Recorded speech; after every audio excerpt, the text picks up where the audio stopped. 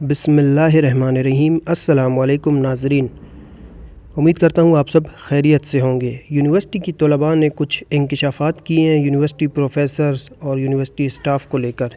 Video में आखिर तक बने रहें, हम आपको उनकी कहानी सुनाएंगे कि उन्होंने क्या क्या इंकशाफात किए हैं। चैनल पर नए हैं तो चैनल को सब्सक्राइब कर दें और साथ में बेल के आइकन को क्लिक कर दें।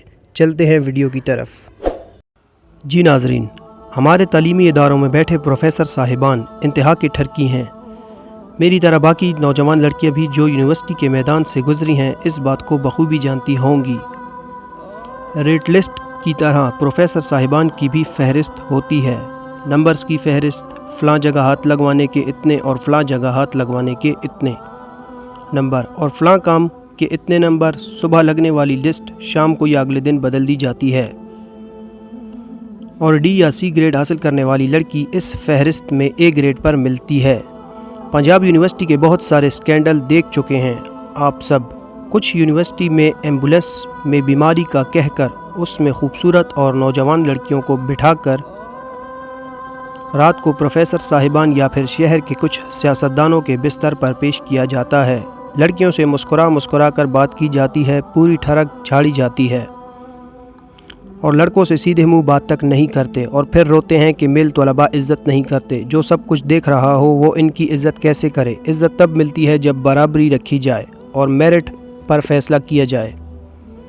ऐसे प्रोफेसर साहिबान भी हैं जो कुछ लड़कों से उस बात का बदला लेते हैं कि वो लड़का जिस लड़की के साथ होता है वो लड़की प्रोफेसर साहिब को पसंद होती है, या यूँ कह लें कि प्रोफेसर साहिब इस लड़की पर ठरकी होते हैं। जो ख़वातीन अच्छे घरानों से ताल्लुक़ रखने वाली नस्ली और ख़ानदानी हैं वो इन प्रोफेसर के हाथ नहीं आती और ये प्रोफेसर भरपूर ब्लैकमेल करते हैं।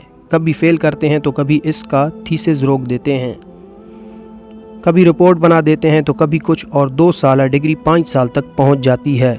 बहुत सी ख़वातीन को इन प्रोफेसर साहिबान की इन हरकतों की वजह से यूनिवर्सिटी और अपनी तालीम छोड़ते देखा है, क्योंकि जो पाकदामन और ख़ानदानी ख़वातीन हैं वो तालीम के लिए अपनी इज़्ज़त और बाप की दस्तार का जनाजा कभी नहीं निकालती। मैंने प्रोफेसर साहिबान के मुंह से वो जुमले सुने हैं जो मैं यहाँ बयान नहीं कर सकती। चंद एक को हुदूद के दायरे में रहते हुए बयान करने की कोशिश करूँगी। ये मेरी लैब है, कोई कोठा या चकला नहीं कि जब मर्ज़ी आ जाओ और आकर बिस्तर पर लेट जाओ। मुझे क्या पता तुम देर से क्यों आ रही हो, कोई मजबूरी थी या अपने यार के साथ रंगरलियां मना रही थी। 3 शादियां कर चुका हूं और तमाम बेगमात को खुश और मुतमईन भी रखा हुआ है। आजकल के नौजवान तो बस एक बारी लगाते हैं तो सर में दर्द हो जाता है। इनके ये यूनिवर्सिटियों के प्रोफेसर किसी सियासतदान से कम बदमाश नहीं हैं, क्योंकि ये सब बादशाह सलामत हैं। सब कुछ इनके इख्तियार में है।